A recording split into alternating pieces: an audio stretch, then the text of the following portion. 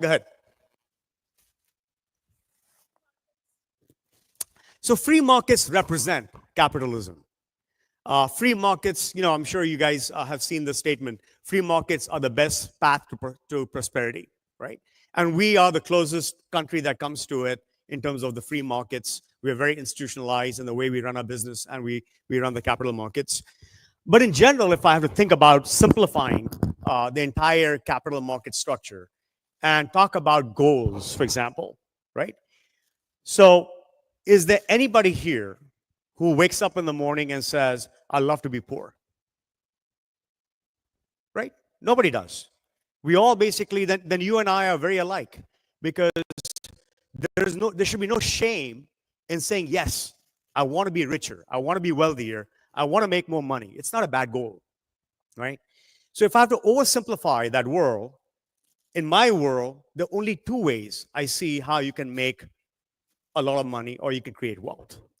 The first is you are a genius. You have some kind of a skill set, whether you're Elon Musk or you are Mark Zuckerberg or you are some really good entrepreneur who has a skill set that can be monetized, right? And you become extremely successful because you can monetize that and you can scale that, right? Most of us cannot do that. Most of us are not Elon Musk. We didn't really have that kind of a skill set that we can scale and monetize overnight. So the second path is that you have to be a participant in the capital markets. In the United States, it's a very beautiful country in that sense, where the people who have money in their pockets but don't have the ideas, they fund those who have the ideas but need the money to scale and grow. And that's what we call capitalism. Capital is moving from one group to the other group, and in the process, everybody's getting richer. That's what we call capitalism. So when you said free markets are the vehicle we use in the United States that allows us to get from point A to point B. So that's my quick introduction to how you can adopt one of those two paths, right, to become wealthy. What I would like to do is just do some self-awareness to see how much do you really know about the markets, how much do you really know about the world around you.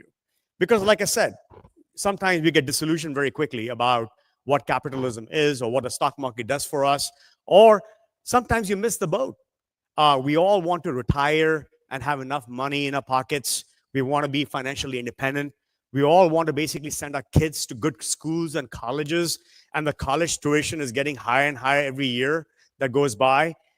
Inflation has been 2% or 3%, and you can see college tuition has gone up at 9% per year. So what does it take to basically not only work hard, but also be able to accumulate enough wealth so that by the time you basically need to be financially independent, you truly are. You have the actual source of that wealth and then the money in your pockets, right, to live a good life. So what I would like to do is play a Kahoot game. This is, I think there are more than 40 people here. The most that people can play on this game is about 40. So what I would like to encourage you guys to do is maybe team up a little bit wherever you're sitting, right? And you guys can play this game together. So one person will basically join the game, right? But you guys can always play in teams and make sure that you try and answer those questions together. Okay, so let me see if I can get the thing started. I'm really grateful for the IT help today too, because I'm not an IT guy. My technology skills are very mediocre. So let's see. Okay, it's loading.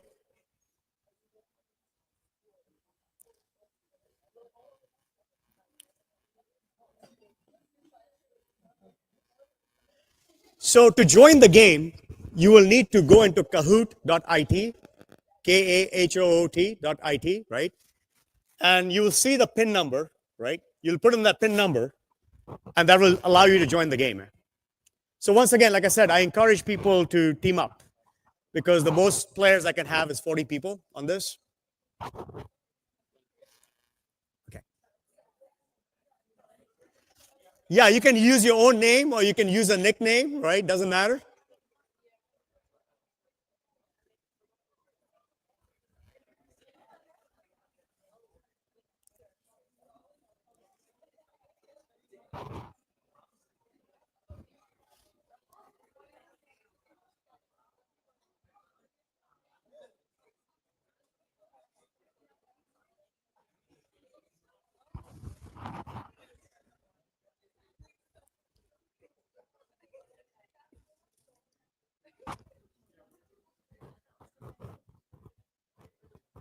Okay, I'm going to give you guys a few more seconds. Okay, and hopefully once everybody is logged in, I hope we don't crash the system.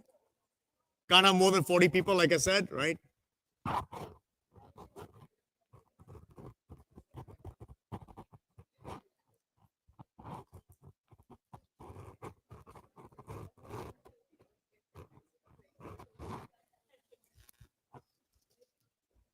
Okay, I see the counter at the bottom still going up. It's at 31.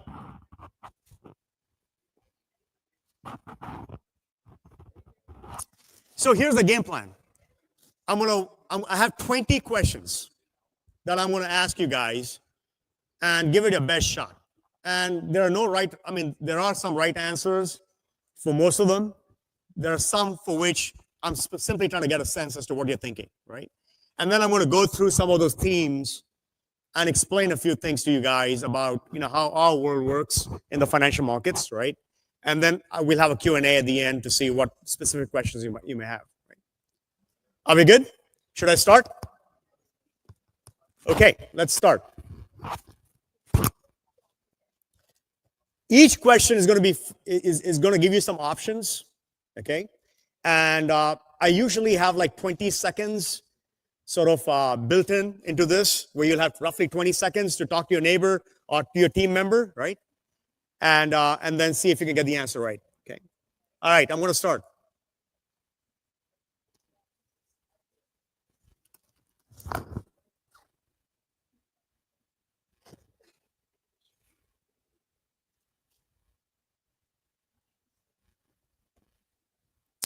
How come it's not starting? Oh, space. Start the Kahoot.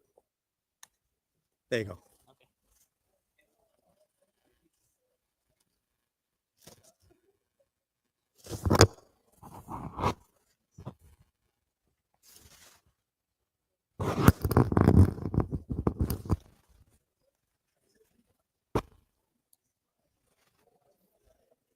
Make sure you don't get this one wrong.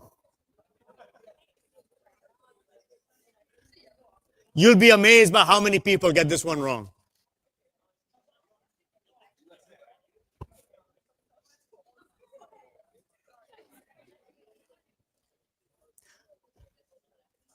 In my I'm also a professor of finance, right? When I ask the question in my classes, hey, what's the largest economy in the world? Sometimes I get some really strange answers. Okay. The United States of America is the largest economy in the world still, right? $26 trillion strong. Next largest economy is China at about 16 trillion. They're far behind still. All the hype that we saw in the last decade about how they're going to become the largest economy in the world hasn't happened so far. Go ahead, next one.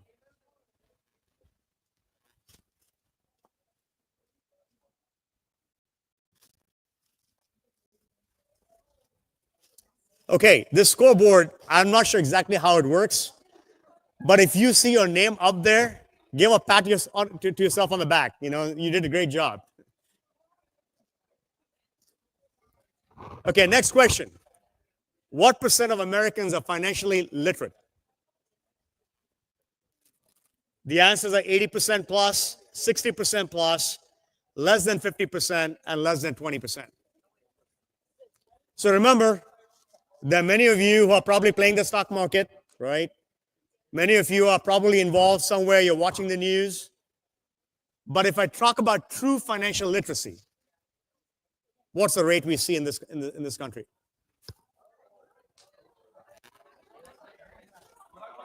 Less than 50%? Okay.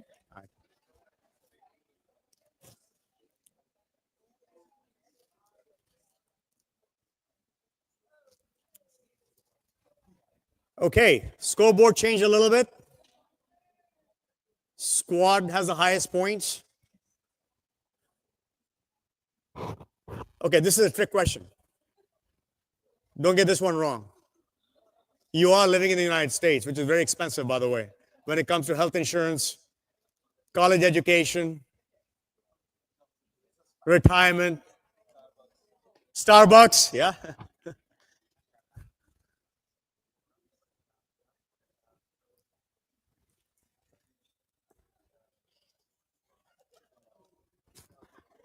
If you answered that yes, you do need the money, right, to be financially well, give a pat to yourself on the back because, like I said, making money is not a negative thing in the United States, right? Because you need the money. Okay, squad is still on top. Wow.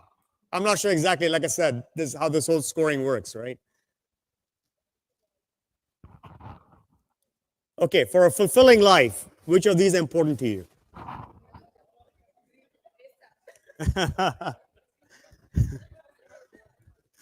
I just want to make sure that you're being as honest as I am, okay? Because sometimes people like to hide that financial part, right? They like to just pretend that they want to do good for the world, right? They just care about mental health and spiritual health. They don't really care about money, right? But again, we do need the money. We do need financial wellness, right? Okay. Squad is still on top. I'm not sure exactly how that's happening.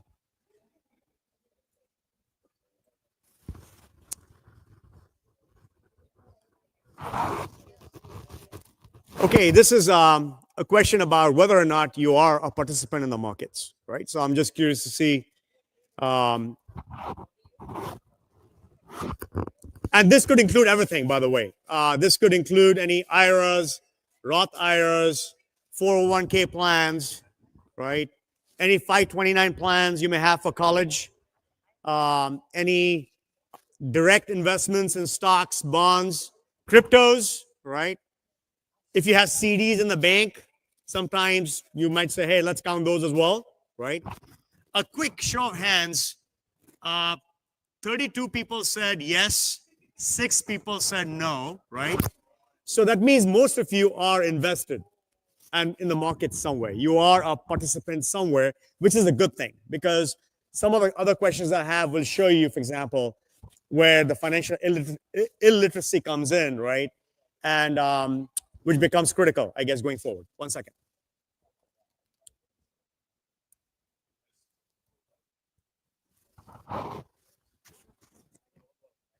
Oh, closer? Right here? Okay, there you go. Okay, which of these is the largest based on market value? So this is not book value, this is market value. Market value in my world is simply you take the stock price and you multiply it by shares outstanding, right? So this is the market value of the company. This is not based on revenues. This is not based on sales. This is not based on earnings.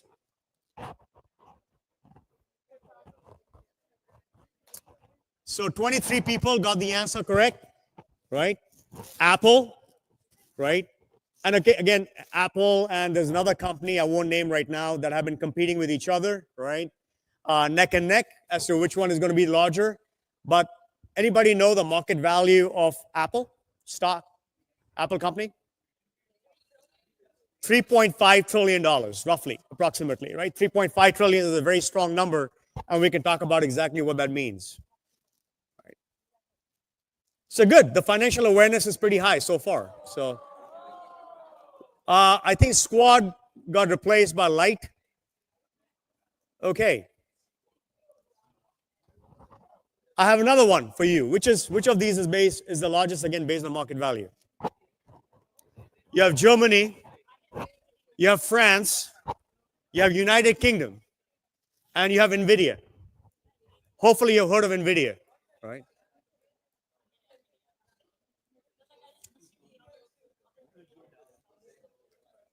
Be careful on this one. We're talking about the most powerful nations in Europe, the ones that have made history.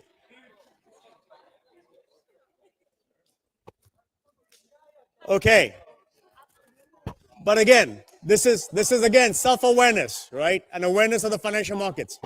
We still had at least 3 people who thought Germany was larger, right? NVIDIA now has a market cap that's larger than any of these countries, right? And when I was talking about the other company that's competing with Apple right now, it's NVIDIA. NVIDIA has come a long way in the last 5 years. If I just want to throw out one number, and I'm going to talk about this later on, a $10,000 investment in NVIDIA in 2017 is worth roughly $5 million right now. Okay, so that's the fast pace at which the wealth has been created for anybody who has been an NVIDIA stockholder. Okay, SK is on top.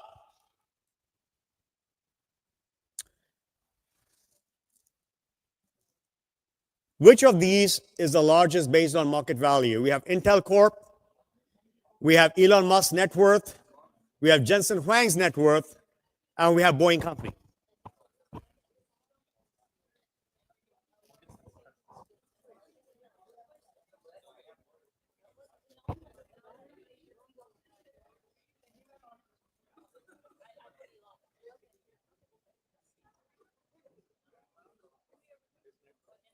Okay, so Elon Musk obviously has made headlines these last few years, right, as one of the richest people in the world, richest person oftentimes on the ladder, right?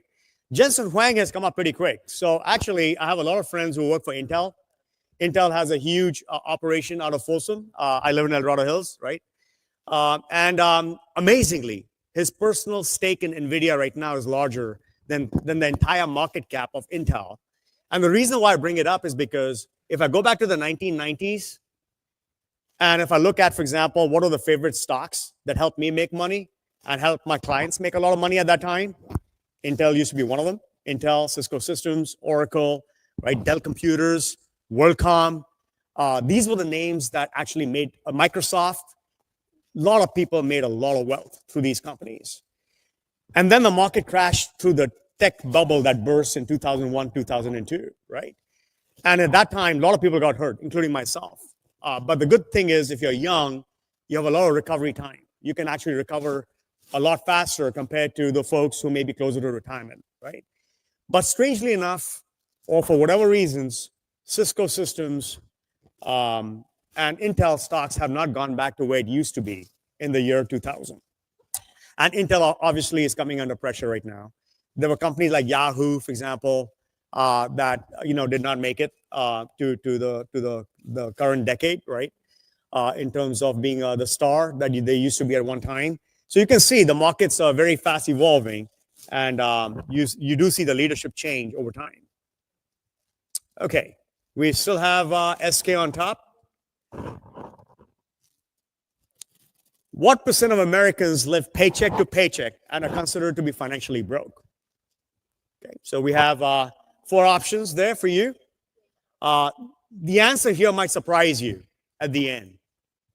I'm talking about people who may not be income poor, but they are wealth poor. So make sure you understand the difference there. If you are income rich, that means you're making a lot of money through your paycheck. You may be spending a lot of money. Like, Naren was talking about buying lattes from Starbucks. If you're a young person and you drink 4 lattes per day, that's $40 per day, roughly, out of your pocket, right? That's a lot of money you're spending from whatever money you're making in your paycheck, right? So the question is, can you afford those 4 lattes? So what's the percent of Americans that are considered to be financially broke? The answer is 60%, and 27 of you actually picked the right number. That's pretty good. I am very impressed. You guys are good. You guys are very aware of. So 60% of Americans are financially broke, right? So I'm just going to give you a couple of, my comments there. It's a very high number, right? Because when we think about the United States, the richest country on the planet, the land of opportunity, right? The land of milk and honey, sometimes people call it, right? We see this is the only country on the planet where one day you can be nobody. The next day you can be anybody you want. You can be Elon Musk.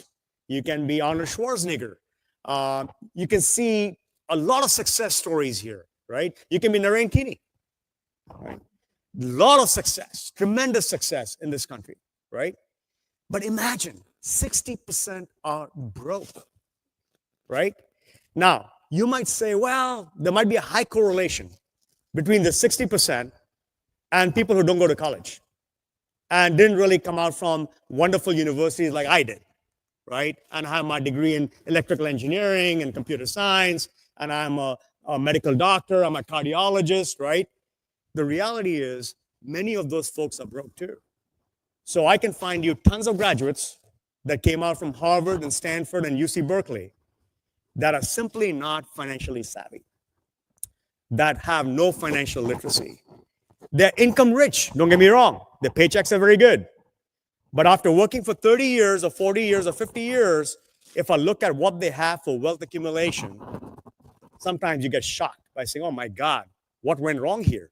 Didn't you plan properly? Did you not actually take care of the things you would like to basically take care of in the long run, right? So you can see this is a very strong number. And we have a lot of work to do in the United States to basically increase financial literacy. Okay, here's one that, again, might surprise some of you. How many states in the United States require a financial literacy class in high school? Okay.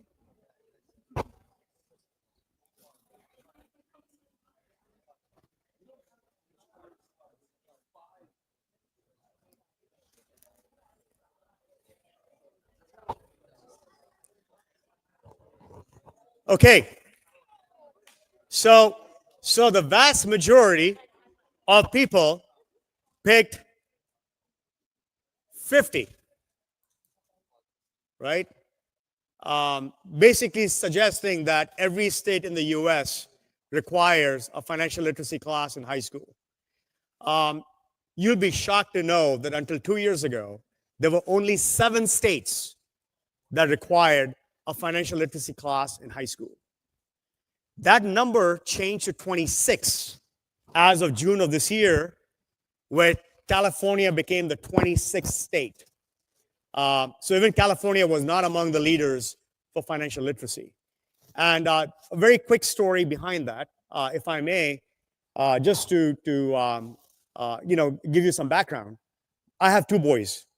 My older son right now is working in Wall Street. He's in New York. He graduated from NYU Stern. My younger one just went to college to Wharton in UPenn. Both these kids recognize that high schools in California don't have a financial literacy class. So they formed a 501c3 called Financial Literacy for You, where it's peer-to-peer based youth financial training and awareness. So they went into middle schools, they went into high schools, they went to Boys and Girls Club, they went to underprivileged youth to teach them basic financial literacy skills. Based on their work, Kevin McCarthy actually introduced a bill in the California legislature last year. I was 100% confident the bill was going to die, because in California, to change the education curriculum is not easy. June of this year, that law was passed. So that's how we became the 26th state in the whole country to require a financial literacy class. Now, the good thing about that is, that's hopefully going to help tackle that 60% number that you saw earlier, where 60% of Americans are financially broke, primarily because you can be a very successful engineer, a very successful doctor, but if you have never taken a basic financial literacy class ever in high school, then you are probably still struggling trying to figure out how a mortgage rate works, or how early should you be planning for retirement, or how you should be putting away money for college education for your kids. So some of those things require some knowledge, some training. So I'm really happy that we are moving in the right direction at the high school level. At the university level, we're still stuck. You can still graduate from the best universities in the United States with absolutely 0 classes in financial literacy, right? And that, again, in my opinion, is a tragedy. Now, you might say I'm biased because I am in the financial markets.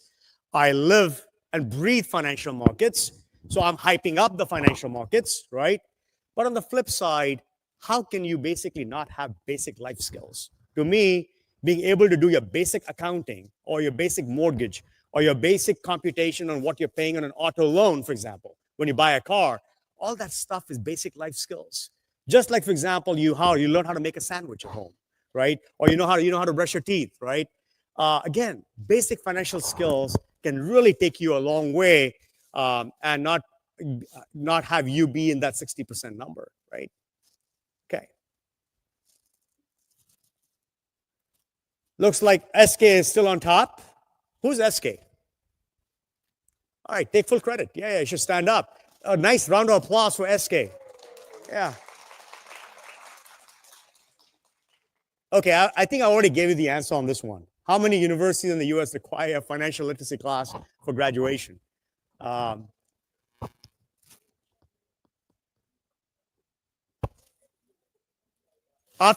I've already given the answer out, hopefully you'll get this one right.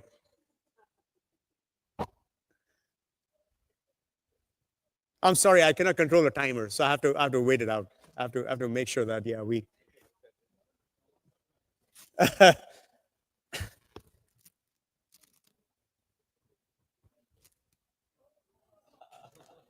Some people still were not listening to me here. They're probably multitasking something else on their phones. I gave the answer. 0. That's funny.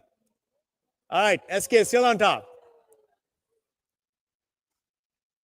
All right, here's the next question. In the last 1 century, how often has the market crashed more than 40% in 1 year? Okay, so my wife is here, right? She's my leading economic indicator, right, as to what the world is thinking. And people like her are always like worried about the stock market. Oh my God, it's going to crash. I see it crashing on the television so often, right? So in reality, how often has the stock market in this country crashed more than 40% in one given year?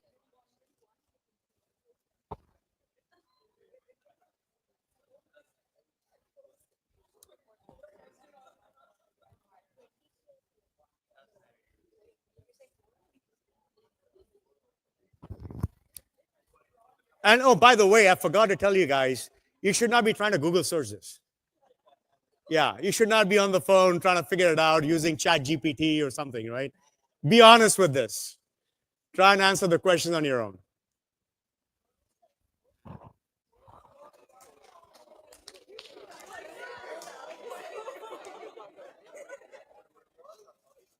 Four times is what the market has crashed more than 40%. And by the way, one of them basically happened in 2008, 2009, right? So that's what I call the crash of this generation, because we saw the entire global system collapse in 2008, 2009. So the stock market does not collapse every other year. It does not crash every 2 or 3 years. Usually once a decade or once every couple of decades, you see the market maybe go down 20%, 30%. We saw the market go down 55% in 2008, 2009. We saw the market go down roughly 50% in the COVID crisis. But then it did a U-turn in 3 weeks. And then not only went back, but closed a year higher in 2020, right? So again, it's a myth that people think that the stock market crashes every other day. That's not true.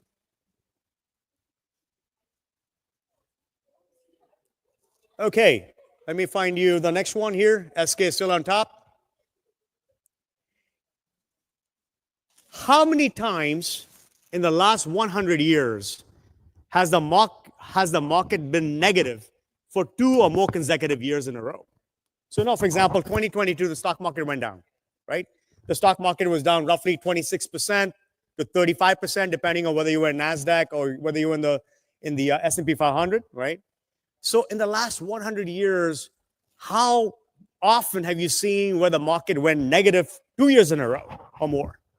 That means the first year you lost money, and then you waited another year and you still lost money, right? And now you're waiting for the market to come back.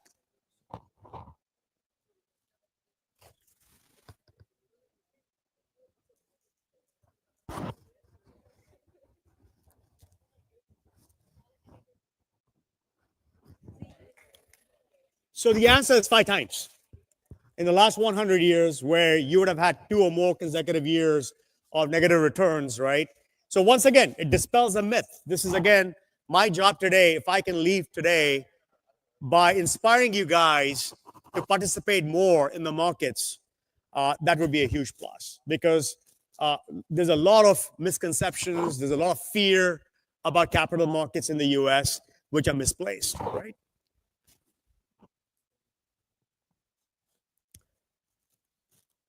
Okay, if you had invested $1 in the stock market in 1926, this is when the Great Depression era was taking place, right?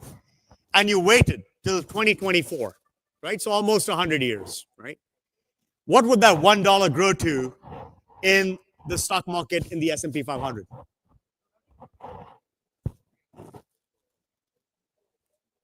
So if you had invested $1, right, in the market, and of course, you can argue that I'm not living to 100 years, right? But just assume that your family invested that $1, right, and stayed invested. What do you think it's going to grow to?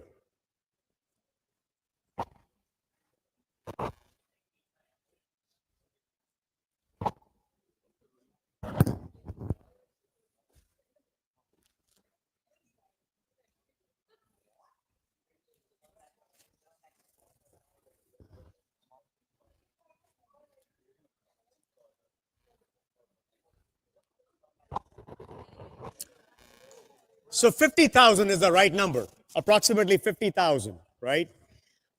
And this is the S&P 500.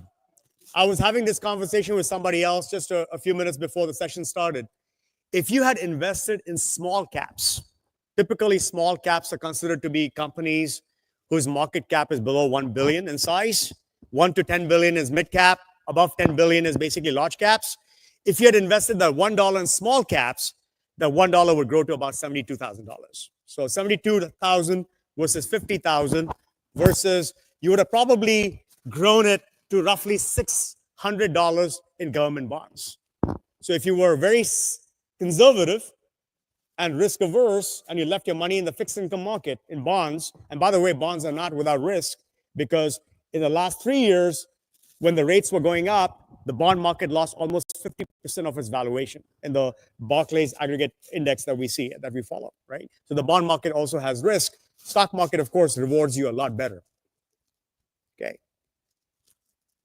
SK got moved out, and Squad has moved up, and Anil, of course, is on top. Where's Anil? Wow. Great job, Anil. You are clearly a genius so far. Okay. This is a trick question. Once again, and I can talk about this a little bit more later on. What do you think is more important? Timing the market? Because all my friends that I meet who are not financially savvy, when we meet for barbecues or we meet for, sort of get-togethers or cocktails, they all like trying to say, what is this right time to sell this? Is this the right time to buy this? Oh, by the way, when should I get back into NVIDIA? I sold it, So is timing the market more critical or time in the market more critical? Time in the market is clearly a lot more critical than timing the market. Everybody hopefully has heard the name Warren Buffett, right? He's a legendary investor of his lifetime, of his generation, right? Berkshire Hathaway is his company. Warren Buffett's favorite quote is, the most significant danger in the stock market is not being in it. And over time, if you have time on your side, if you have time in the market, the math, many of you are very strong in math. The math that compounds in your favor is tremendous, that you can never ever accomplish on your own by simply trying to get the same increase in your paycheck. So I've never seen people getting extremely wealthy just through a paycheck.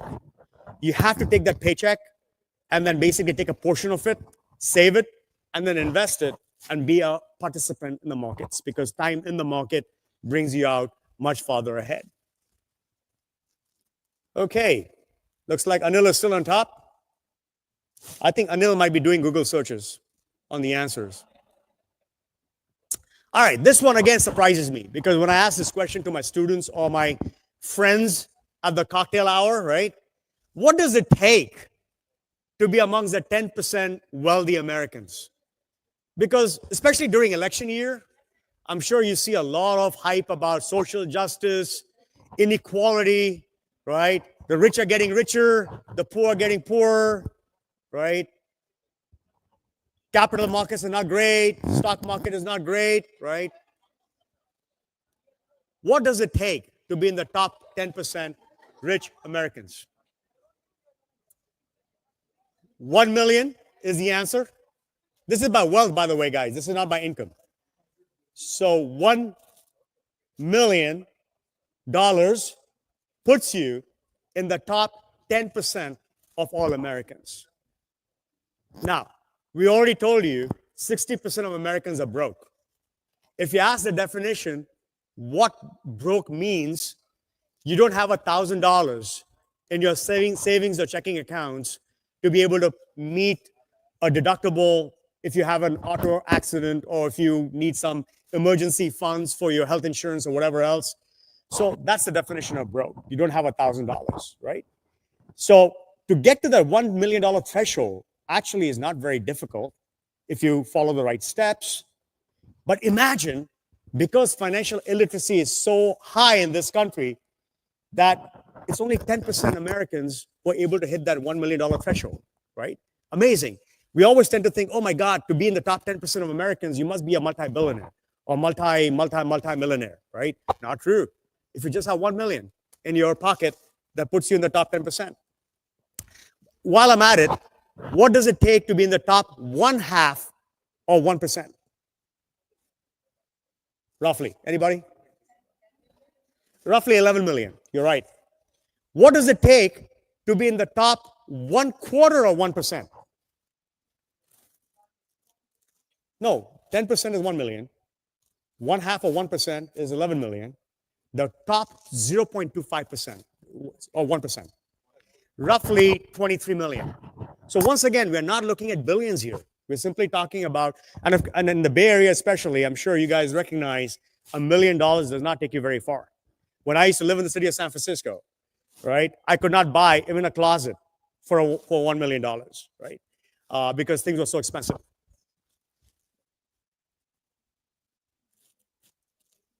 Okay, is becoming wealthy a personal goal for you or not, right? It's a trick question. Again, you should want to be wealthy, right? Going back to the example of the oxygen mask I was talking about, right?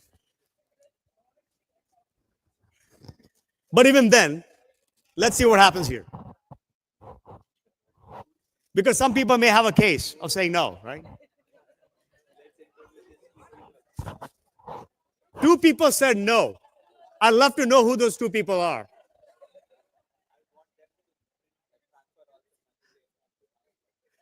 Could you donate whatever you have to your fellow folks here?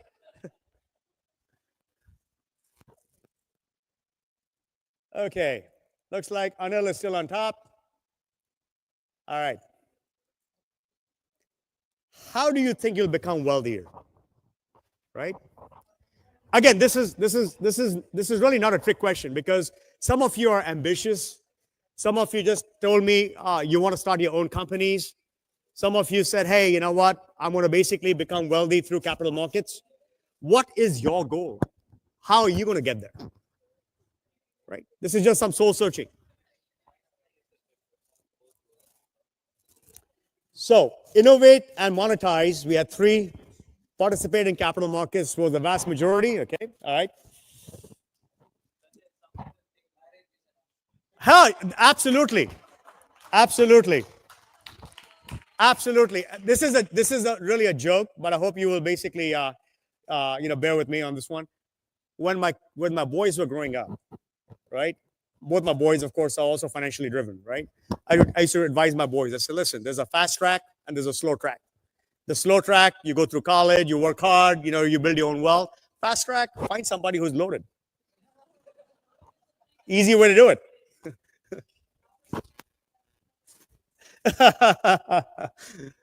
It's a joke. Okay, Anil is still on top. All right, I think I've already talked about this, but we can do this question again. Those who are financially broke are likely not financially literate and are not in the capital markets.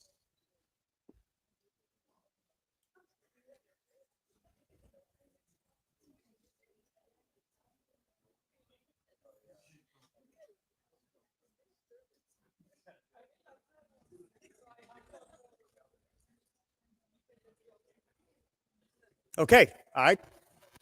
We're making progress here. All right, this is a question for all the young people. If I can leave you today with one word of wisdom, that would probably have to be something along the lines of this question, right? If you are age 21, and I'm just using 21 as a symbolic number for being young, okay? And you get your first paycheck, right? And you decide you're going to put $5,000 one time in the S&P 500. By the time you retire in 50 years, how much does that one time 5,000 grow to without you doing anything?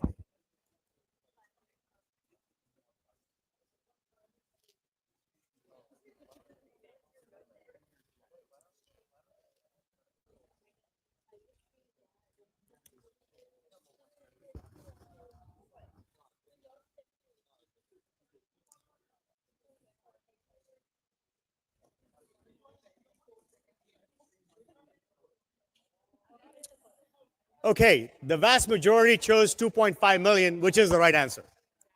Okay, all right.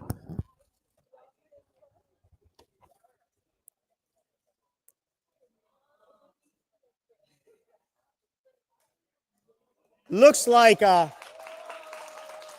SK, Anil, and number one.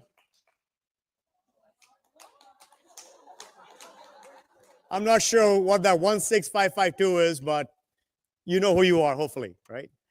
Okay, all right. Let's see if I can maybe just give you a few more thoughts, and then I can open it up to questions.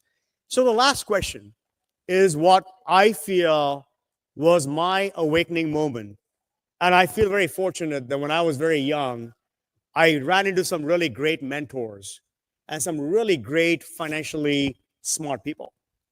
So when I was very young and coming out of college, I learned very quickly some of these things that typically you will never read about in a textbook sometimes, or take an investments 101 class. That, hey, by the way, over long horizons, even if you are not a stock picker, even if you cannot separate good companies from bad companies, you cannot do the research, you don't have the time to do the analysis. If you simply buy the market in the United States with the assumption that the United States market is not one that basically crashes very often, it does every now and then. But given the global environment and given the global markets, if there's one market that I know I can count, I have confidence in, that I can put my money in, is the US market. So if I just give you some numbers here, the entire world stock market is roughly $100 trillion, of which 50 trillion belongs to the US markets. So we are half the world stock market. When people talk about, oh, China is becoming large and they're going to overtake the United States, right? I'm saying, wait a minute.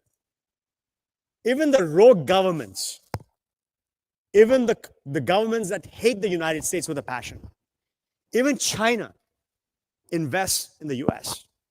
They actually buy United States treasuries. You know why? Because we are the only market in the world where people have confidence. We are not the market where you lose your money overnight and you'll never see it again. When you open an account with Charles Schwab, it's not like, oh, your account is going to disappear tomorrow. Things are fairly regulated. Things are fairly institutionalized, right? So in that sense, our markets are much more transparent. And the US dollar has an amazing place in history. Time and again, I see debates, oh, the US dollar will get displaced by the euro or by the Chinese renminbi. 80% of global trade still happens in the US dollar today. 100% of oil still trades in the US dollar. If the United States treasuries ever default, that would be the end of the world, in my opinion, because that's when I think the planet is going to come to an end, right? That's how much confidence we have in the markets. So going back to the question, if you recognize some of these trends and you are young, you can take the risk. History has shown that if you have 5 years or more on your side, you can be 99.9% confident you're not going to lose money. 5 years or less, yes, things can go wrong. 2022 surprised a lot of people.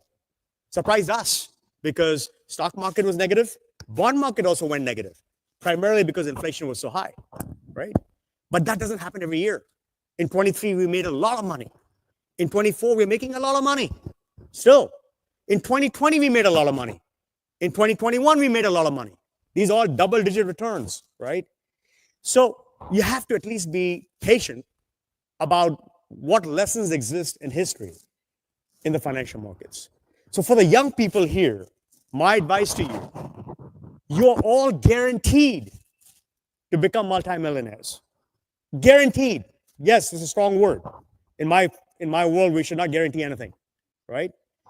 But if you put $5,000 from your first paycheck, if you're making $50,000, which is easy, after you graduate from a good university, these days you're making well over 100,000.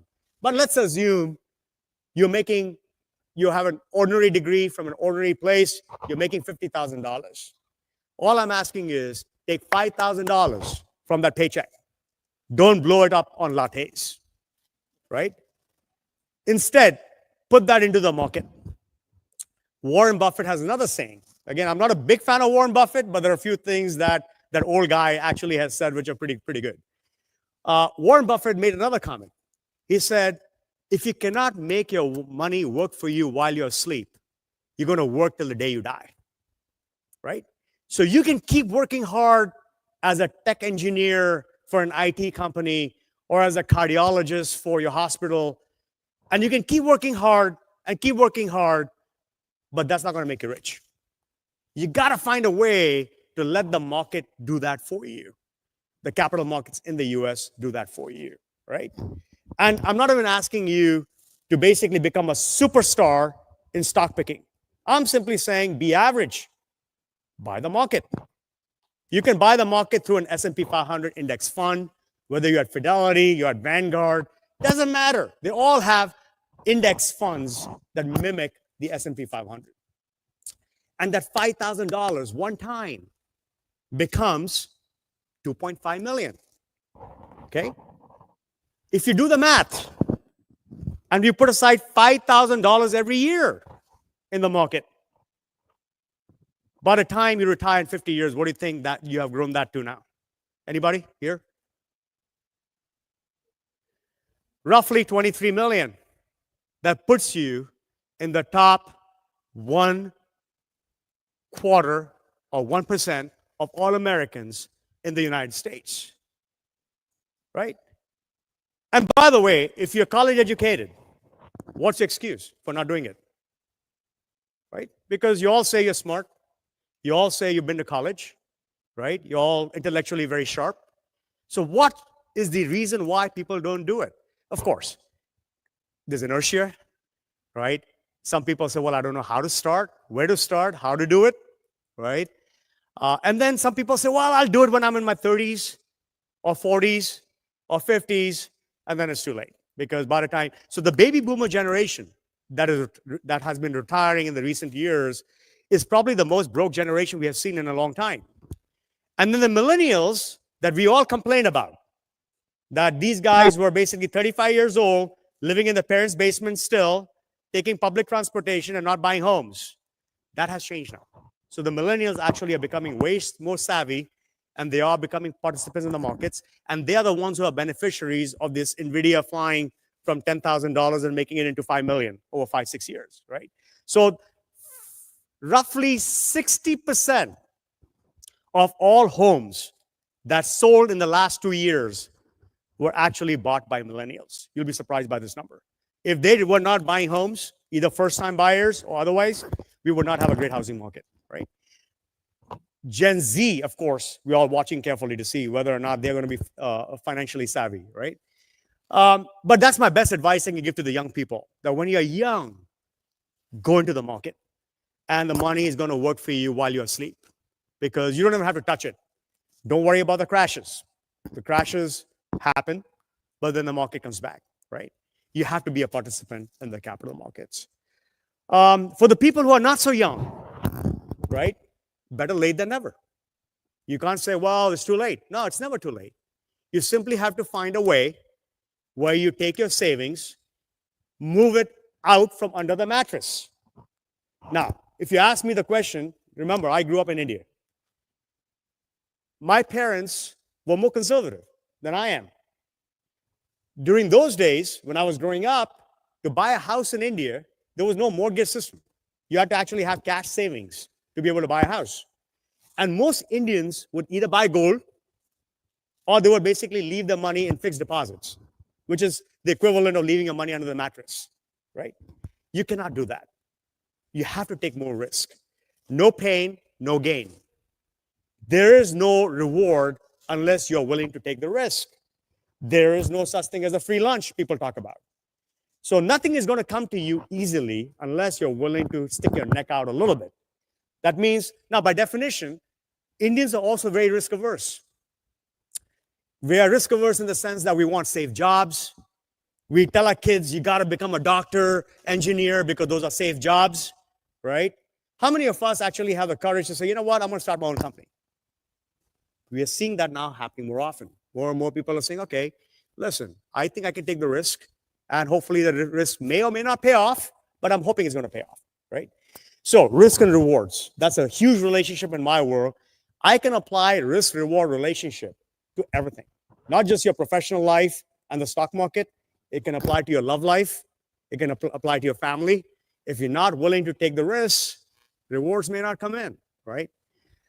So I've said quite a few things now, right? I mean, I think in the interest of time, I'm going to now stop here and see if there's any burning questions that maybe I can address. But in general, I've said a lot of stuff today, right? I'm hoping that I haven't offended anybody because I recognize that the theme here was maybe a little different from the capital markets that I've been talking about. But you can easily find me. You can easily email me. My email is very simple. It's sanjay@goldenstonewealth.com, right? You can email me. I can leave behind my cell phone number. I can give it to you right now. It's 916-799-6527. You can always text me. You can always call me if you have other questions.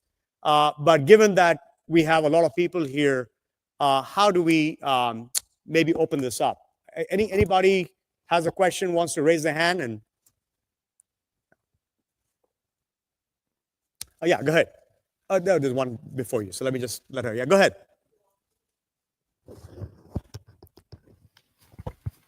Check.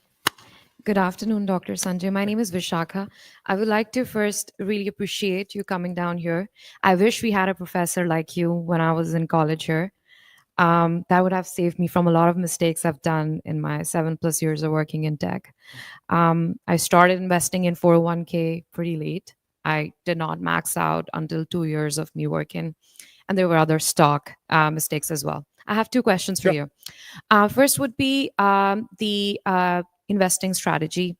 What kind of strategy would you recommend an engineer probably in their late 20s, early 30s? I've heard about value, contrarian, GARP, dividend investing strategy, DAOs of the down strategy. What would be one strategy you would recommend for someone who's probably not day trading, but would still want to make some money beyond their RSUs? Sure. It's a great question.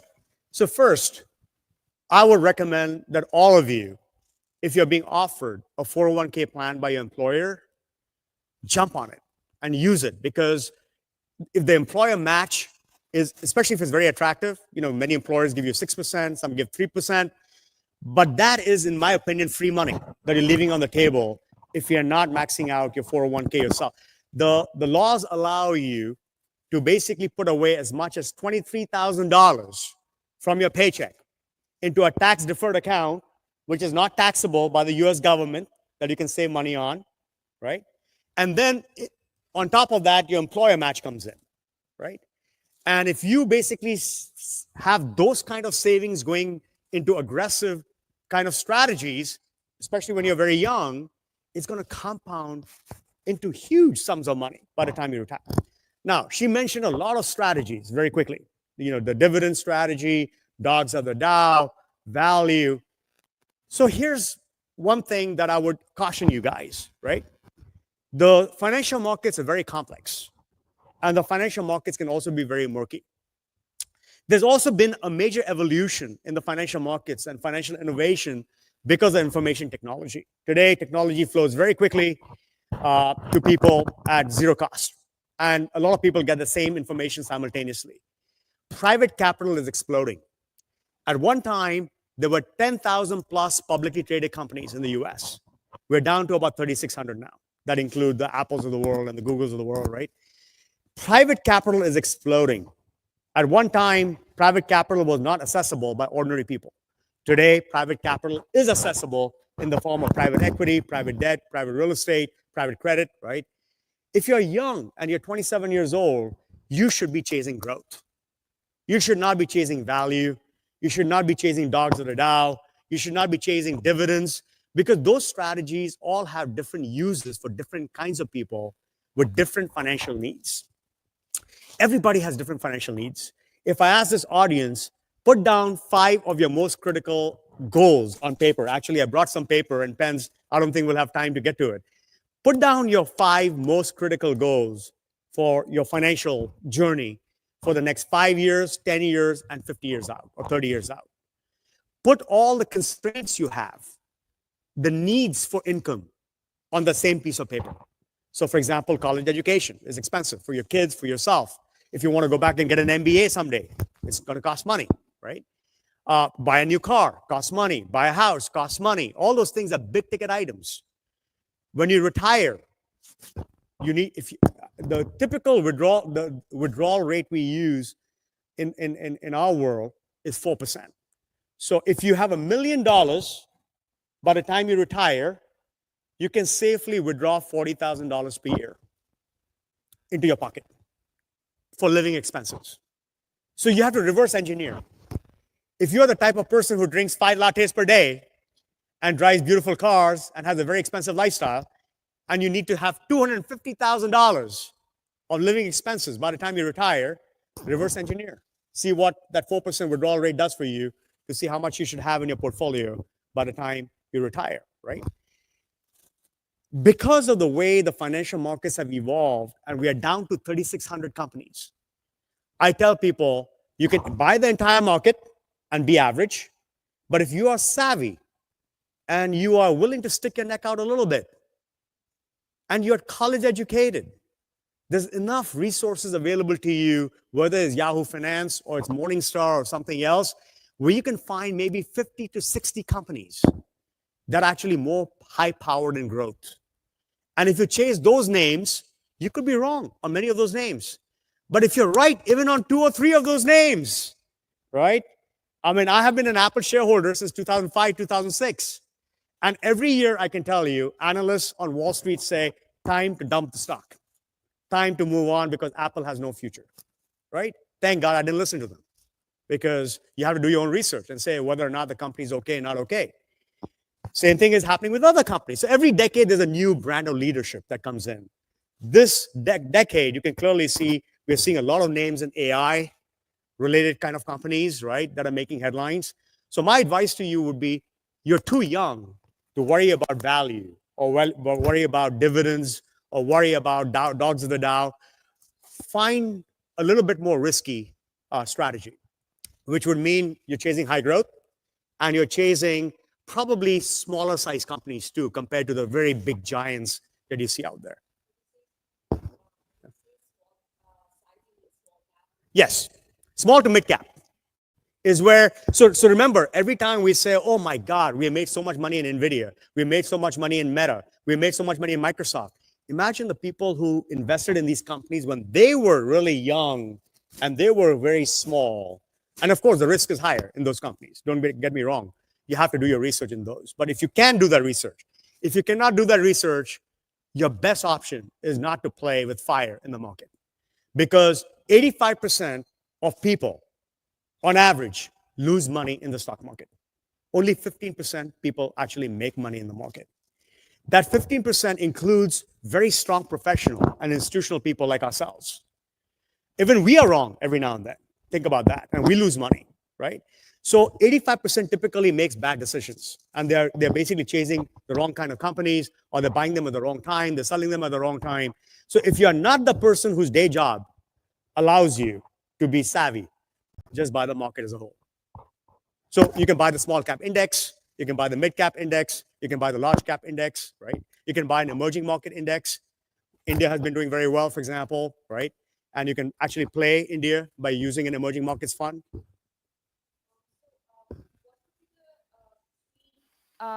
Top index funds or ETFs on your mind you would want to give out recommendation for beyond WOO and SPY? Sure. If you're talking about index funds, believe me when I say this, they all look alike because they're all indexing the same thing. But there are some that are actually less expensive in terms of the cost structure. So most people stick to, for example, BlackRock comes to mind, right? The iShares, when you play the iShares. If you buy a Vanguard 500 fund, if you buy, these are very low cost basis. The management fee that they take out from those funds is very, very, very little, very small. Expense ratios are very small. Exactly. Yeah. Sure, no problem. Okay. She had a question here. Go ahead.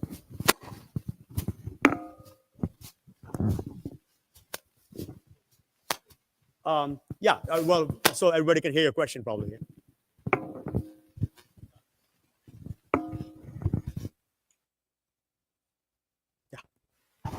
Hello. First of all, thank you so much. Sure. This has been very insightful. My question is a little different. We talked a lot about investing in the capital or the stock market. Yeah.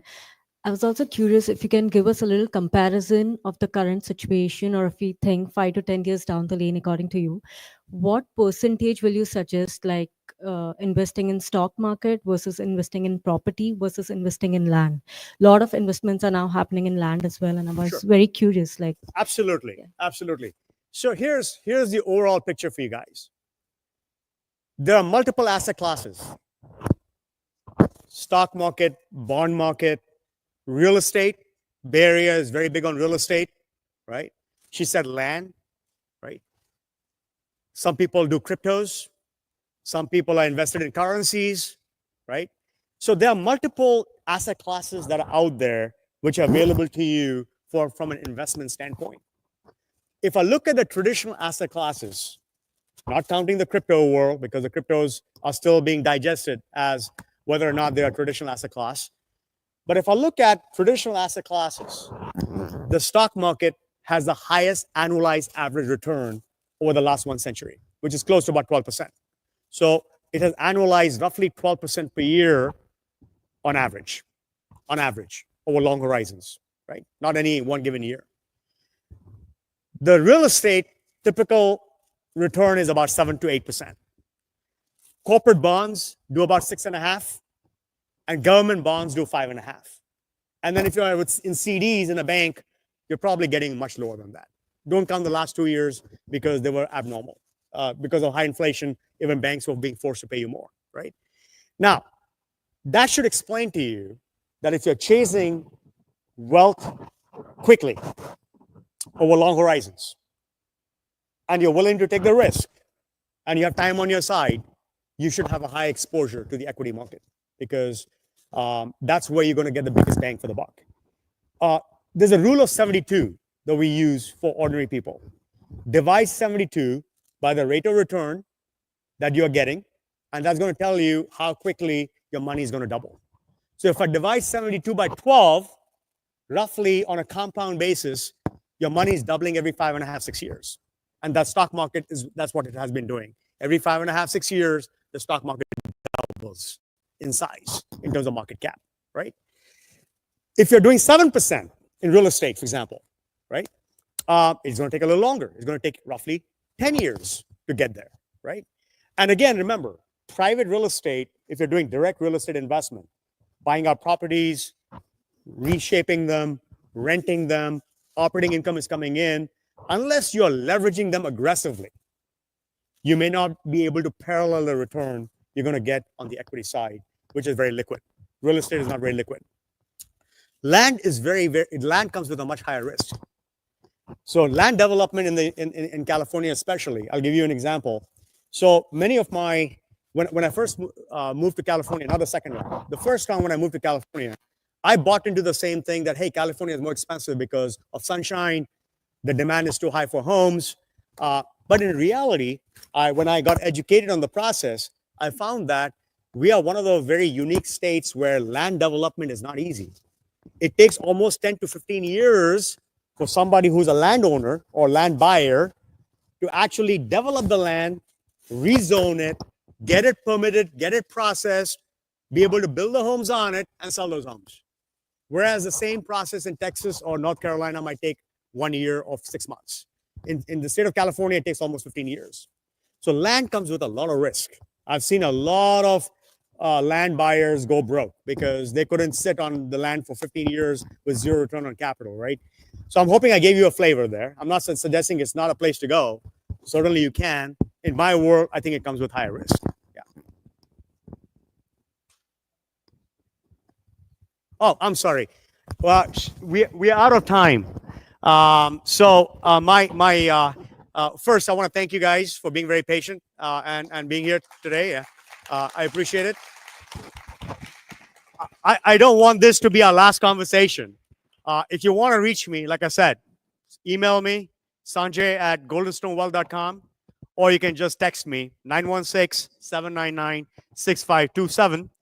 If you don't have those, Naren knows where to find me because he's also my client, right?